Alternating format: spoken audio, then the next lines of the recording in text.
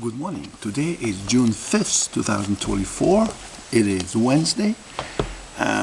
It's our recording now 95. We're going through a second book of Tanya, and yesterday we talked about the several examples how for us humans to understand the concept of God. Well, that's a question for thousands of years people struggle with, but I think if those of you who jump into this recording, you might have to review previous one because we're gradually building. It's becoming like a course, like a 100 recordings course for 3 books of Tanya to understand it. Okay, so we talked about the worlds. Here's a world. How the light, Ein Sof, God comes from Atzilut, Beriya, Yetzira, Assiya, down to us. It has to be filtered and it has to be constrained. In order for us to understand, we brought the analogy, is that when you're developing a photograph in a dark room, in a solution you put the paper was just exposed to the photograph snap. First you don't see anything. That's in the world of Atzilut. It's there, but you don't see it coming out yet. And then it slowly becomes Beriya, Yetzira. And when you begin to really see things, that's a time and space being created, just making analogy to the creation of the universe. Then you can see things. That's the word of Assiya, our world. It's done by the mercy of Sifro, property of God, of mercy, not Gevura as much. Everything from a Chokhmah, Tanya said. But mercy, because God in His mercy let us experience Him indirectly, because direct experience is impossible. Tanya says, this is why in the Holy Zohar, the God's attributes, His Sifrot, are called secret of face. Shimon Bar Yochai continuously, when you're reading Zohar, he was struggling. Should I reveal the secret? Should I not reveal it? Should I reveal? It's a secret. There isn't a secret because exposure to the truth, ultimate truth, burns you. It's like going to the sun with no glasses, going to the fire with no protective gear.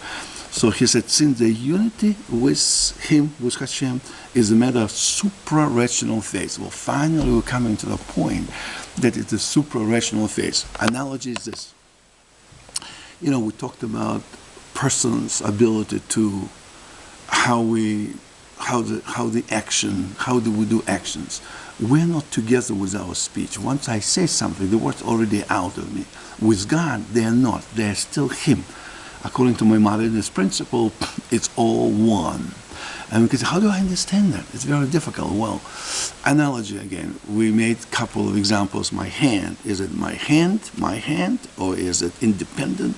It's part of me, and yet I can say, this is my head, this is my hand, this is my shoulders, and so forth. The same analogy. Now we're going to do this analogy. When I look at my baby, my little son or daughter or granddaughter born, I have this attachment to the pre-thought, that initial feeling of pre-thought. Then I'm thinking about something, my thoughts are forming, the letters are forming in my hand. That's a time begins to create, and then there is a speech. I say, honey, how beautiful you are, and then the actions. I take the baby and rock him or her. This is how evolution of the thought. God's creation is essentially that. Creation of this world is first in the word of Assiya. It's all together, no separation of spirit. They're there, they're mixed, like Tanya made an analogy with a glass of milk. Milk is a mixture of carbohydrates and fats and vitamins and minerals and all that. They're all there, but you cannot pick one or another. They're kind of together. Milk, hand. So I speak, which is a process of creation from a pre-thought to thought to speech to action. Pre-thought, to me, is the highest. I cannot understand. I cannot explain what was I pre-thinking. I can say what I was thinking. I'm thinking, is it today Monday or Tuesday? Is it Wednesday? I'm thinking even quietly. Then I say, ask my wife, honey, is it Wednesday today? And I say it in a speech, action, so my lips are moving.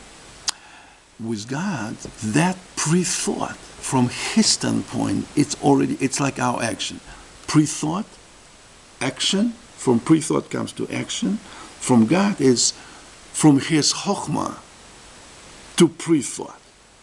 On the level of Atzilut, where it's everything together which we cannot reach. That's an area with no time, no space. Our mentality cannot reach that. For God, it's already as if it's our action. For Him, something even before that, that's a supra-rational understanding, supra-rational phase. So we cannot understand it, but we can relate to that. We can figure out, if I'm going back from my action to my pre-thought, not thought. Action, speech, thought, pre-thought. 4 elements, stepping up now, from bottom up. From action, I reach to a pre-thought, which I cannot explain. For God, that's pre-thought. For Him, it's already action. That's how He spoke. To something else, that is His pre-thought. So pre-thought of God is beyond our reach.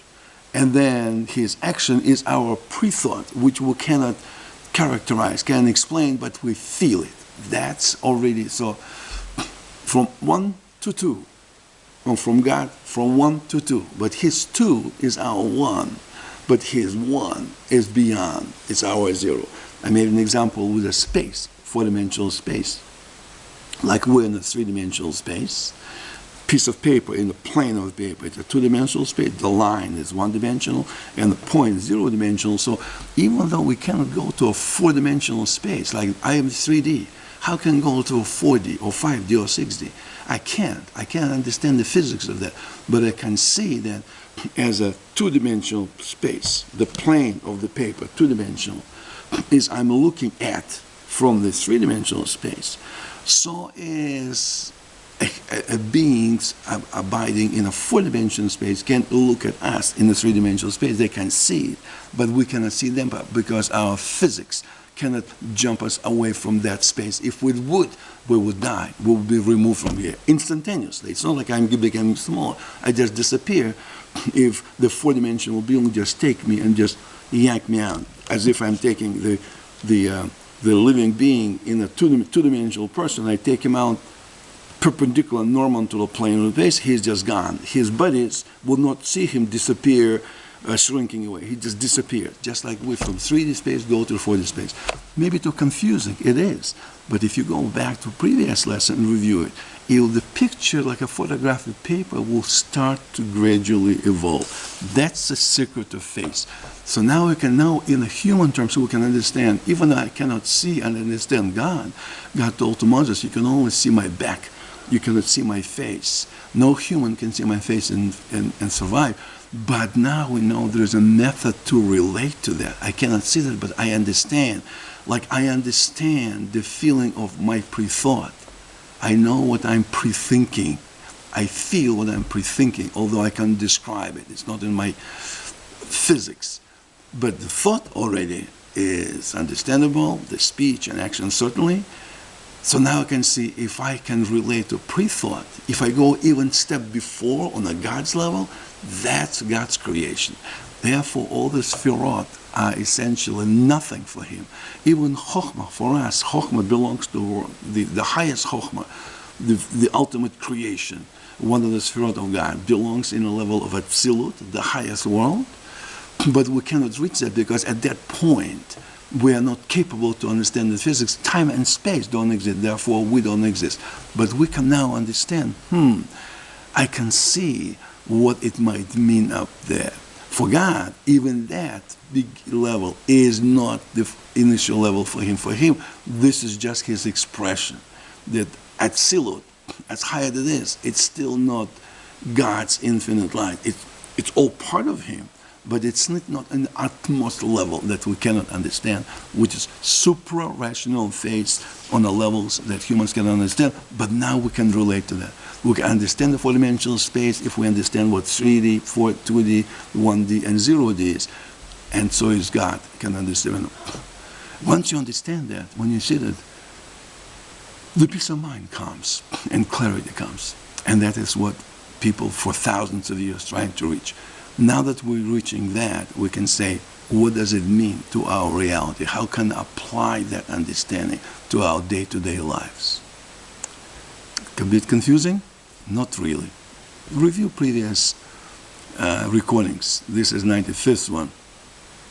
It might be very useful, especially to people who have problems, and who doesn't. And hopefully with that, our problems will become less, or maybe disappear, and the world will become a better place, to which we all pray. Amen. Have a great day.